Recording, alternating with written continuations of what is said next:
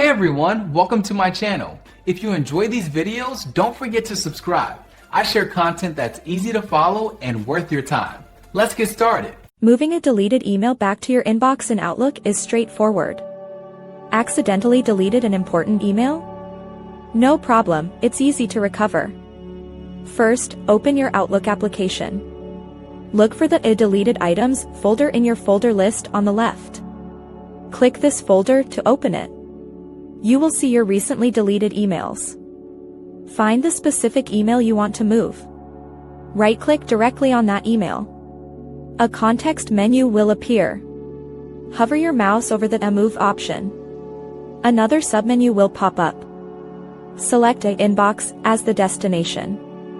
Click on a inbox. The email will immediately move from deleted items back to your inbox. You can then check your inbox to confirm it's there. What if the email isn't in your deleted items folder? It might have been permanently deleted or purged.